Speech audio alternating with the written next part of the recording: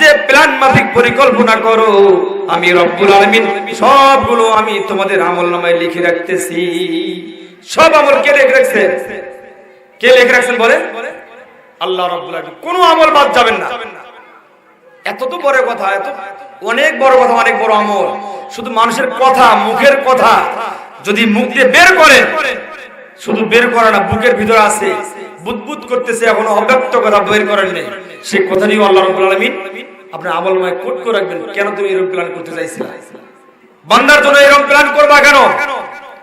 আল্লাহ রাব্বুল আলামিন সেই কথাটি এভাবে বলেছেন, মা ইয়ালফিযু মিন কাউলিন ইল্লা লাদাইহি রাকীবুন আতীদ। বলি আল্লাহু আকবার।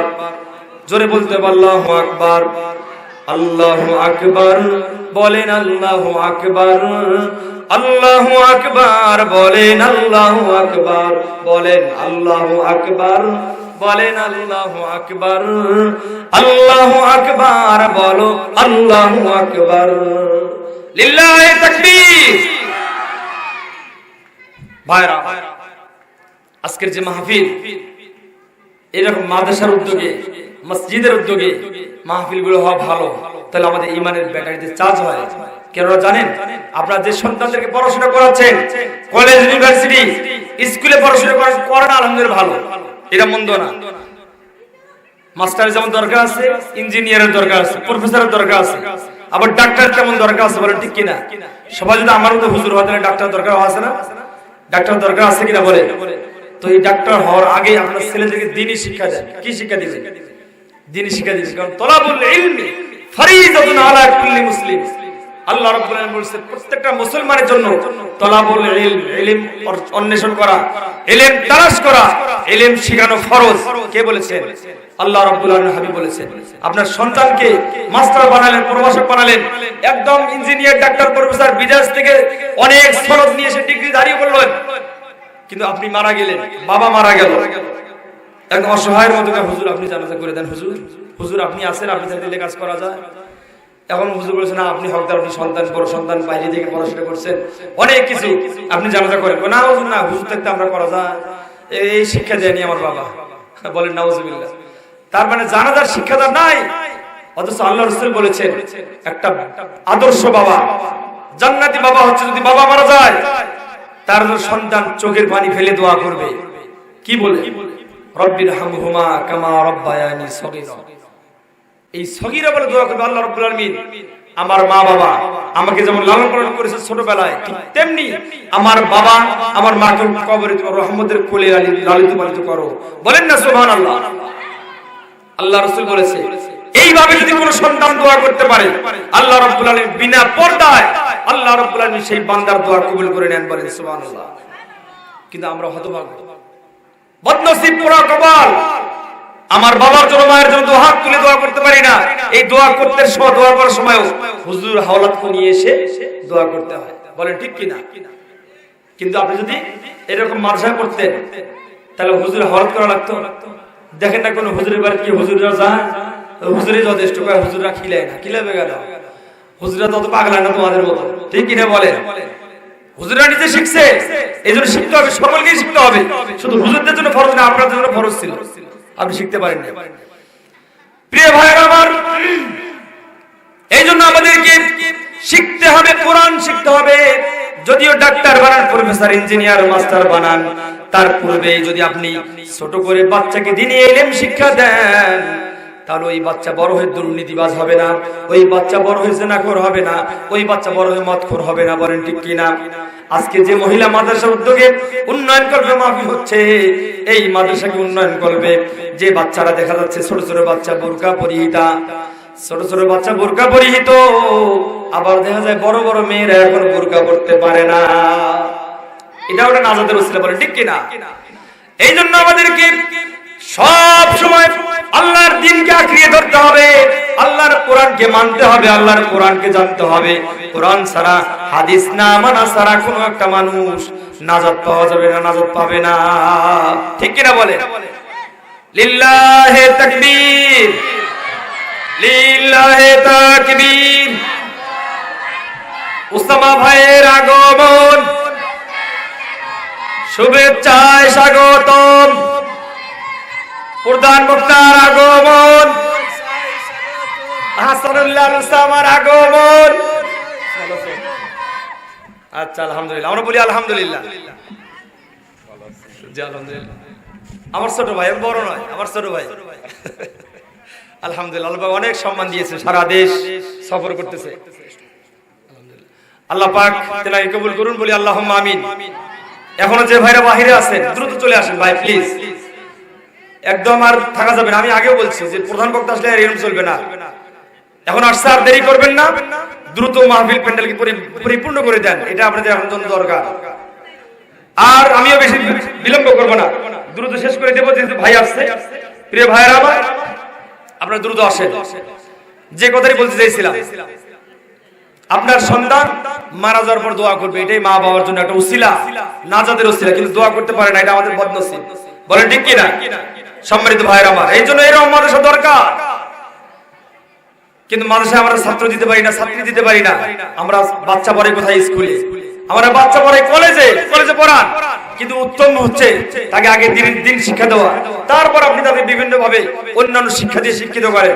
আলহামদুলিল্লাহ, আপনার সন্তান মানুষও হবে, দিন শিক্ষা শিক্ষিত হয়ে ডাক্তার, প্রফেসর, মাস্টার সব হয়ে যাবে। দিন হলো আবার দুনিয়া হলো। বলেন ঠিক কিনা? কিন্তু শুধু দিন লাইনে গেছে, আর দুনিয়ার লাইনে নাই। শুধু দুনিয়ার লাইনে গেছে, দিনের লাইনে নাই, এটা তো আপনি শূন্য স্থানে পড়ে গেলেন, শূন্যতায় ভরপুর হয়ে গেল আপনার।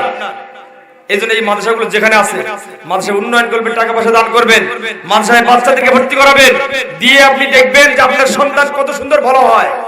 বড় বড় মাস্টারের মা বাবারা ভালো হতে পারে না, দেখবেন যে অনেক সন্তান অনেক শিক্ষিত, তাদের হাড়িতে, তাদের পাতিলে সেই বৃদ্ধ মা বাবা খাবার জোটে না। বলে ঠিক কিনা? কিন্তু কোন সন্তান যদি দিনে ইলম শিক্ষা করে, কোন সন্তান শিক্ষা অর্জন করার পরে তার মা বাবা কিন্তু অন্য পাতিলে, অন্য হাড়িতে ভাত খায় না ভাই। এই জন্য মা বোনদেরকে বলছি, মা বোনেরা আমাদের খুব ভালো, কিন্তু মাঝে মাঝে কালো। কোন সময় জানেন? যখন ঝগড়া করে, একদম কোমর পেঁচিয়ে ঝগড়া করবে, মানে কাউকে চেনে না। মডার্ন যুগের মডার্ন নারী, বয়সে তারা নানি ও দাদি, তবু হাতে রেশমি চুরি, কপালে দেয় আলতা ফোঁটা, বক্সাটিনে মার্কেটে যায়, ভ্যানিটি ব্যাগ ঘাড়ে ঝোলায়, ভ্যানিটি ব্যাগ ঘাড়ে ঝোলায়, মেকআপ মাখা মুখ দেখিয়া দোকানদারে ডাকে আপা। ঠিক কি না বলে? এদিকে সব ঠিক আছে, যদি ঝগড়া পাচ্ছে একদম 14 গোষ্ঠী উদ্ধার করেছে। প্রিয় ভাইয়ের আমার, প্রিয় মা বোনের আমার, মা বোনেরা আছে না এখানে? আছে না? মা বোনদের বলা কিছু দরকার, কারণ ওরাই তো বিগত দিনে একদম করে গেল সরকার। বলে ঠিক কিনা? আমাদের মায়ের জাতি সরকার করেনি আমাদেরকে? হ্যাঁ, সরকার করছে, আর যেন সরকার না করতে পারে। এখন আমরা সরকার করতে দেব না। মা বোনদের জন্য সামান্য দিয়ে একটা কথা বলে আমি শেষ করবো। ভাইরা আমার শোনেন, আমরা তো পুরুষের ওয়াজ অনেক শুনেছি, মায়েদের ওয়াজ একদম সুন্দর করে ছোট্ট একটা ওয়াজ শুনেন। প্রিয় মা বোনেরা, এই যুবতী বোনেরা আমার, তোমরা শুনে নাও, কান খাড়া করো।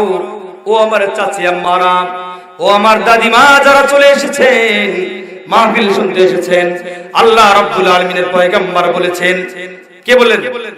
আল্লাহ নবী যদি বলেন সত্য না মিথ্যা বলেন? জোরে বলেন, সত্য না মিথ্যা? এটা ঈমানের প্রশ্ন। আল্লাহ রাসূল যা বলেছেন তা হবেই সত্য। আল্লাহ রাসূল বলেছেন, যদি কোনো স্বামীর সাথে কোনো স্ত্রীর ঝগড়া হয়, কি হয়? আমাদের মাঝে ঝগড়া হয় না? আমরা যারা বিবাহিত আছি, স্বামী স্ত্রীকে সারাদিন আমরা খুব ভালোবাসা না, ঝগড়াঝাড়ি হবে, এটা স্বাভাবিক, ঝগড়াঝাড়ি হবে। কিন্তু এক ঝগড়া হওয়া নিয়ে একদম যে সারা জীবন বা সারা দিন এর মুখ এদিকে তার মুখ অন্যদিকে, এটা করা যাবে? বলেন, করা যাবে না? আল্লাহ রাসূল বলেছে সাবধান। এ মায়েরা, যদি আল্লাহর পরে যদি কাউকে সিজদা করার মতো আল্লাহ রাব্বুল আলামিন অর্ডার দিতেন, তোমার স্বামীর পায়ে অর্ডার দেওয়ার মতো আল্লাহ রাব্বুল আলামিন তোমার পায়ে, স্বামীর পায়ে নিচে সিজদা দেওয়ার জন্য অর্ডার দিতেন। বলেন সুবহানাল্লাহ। আর তুমি কার সাথে কেমন আচরণ করো মা? হে বোন, কার সাথে কেমন আচরণ করো? তোমার স্বামী তো সাধারণ কোনো লোক নয়, তোমার স্বামী সাধারণ মানুষ নয়। আল্লাহর জমিনের নিচে, আল্লাহর আকাশের নিচে, জমিনের উপরে আল্লাহর পরে যদি সিজদা দেওয়ার মতো স্থান থাকতো, স্বামীর পায়ে তার স্ত্রীকে সিজদা দেওয়া লাগতো।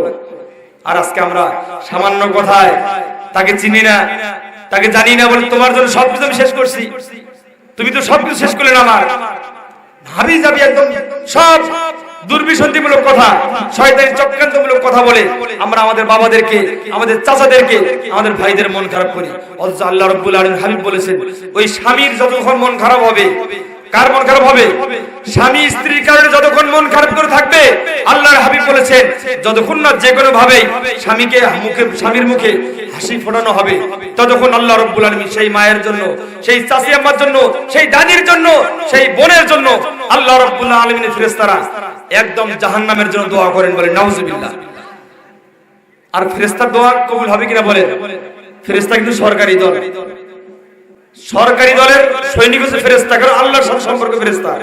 যেমন আমাদের সরকারি দল ছিল না, ওই যে তারা যে একজন যদি বলছে হুজুর ওই অমুক দলে, তাহলে শেষ।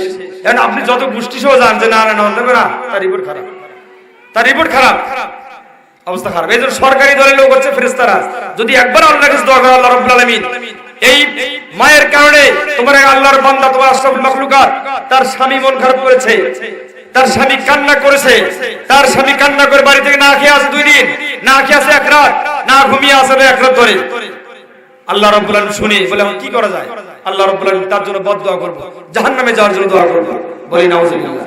এজন্য মায়ের আমার সাবধান, মাহফিল হাজারো মাহফিল শুনে কাজ নাই, কিন্তু যদি একটা ওয়াজ কানে নিয়ে যায়, আমরা ভাইদের সাথে খারাপ আচরণ করব না, চাচিরা চাচার সাথে খারাপ আচরণ করব না, দাদিরা দাদার সাথে খারাপ আচরণ করব না, বলেন ঠিক কিনা? আর পুরুষ প্যান্ডেল যে ভাইরা আছেন, যে দাদুরা আছেন, তারা কি দাদির সাথে খারাপ আচরণ করবে? বলেন করবেন কিনা? কে কি করবে? আল্লাহর সাথে তুলি। আচ্ছা আলহামদুলিল্লাহ, মনোযোগ আছে আলহামদুলিল্লাহ। তাহলে আমরা ওয়াদা করলাম, আমরাও আমাদের স্বামী স্ত্রীরা দুজনের সাথে খারাপ আচরণ করব না। আমরা অনেক জায়গায় মাহফিল শুনলে বলি যে হুজুর আমাদের এলাকায় খুব সমস্যা চলছে, কি যে আমাদের ভাই মিলতেছে না, ভাই বোনের সাথে সম্পর্ক ভালো না, তার স্বামী স্ত্রীর সম্পর্ক ভালো না, এটা খুবই খারাপ লক্ষণ। এজন্য আসুন ভাইরা আমার, আল্লাহ রাব্বুল আলামিন আজকের এই মাহফিলকে আমাদের জন্য, সকলের জন্য নাজাতের ওসিলা হিসেবে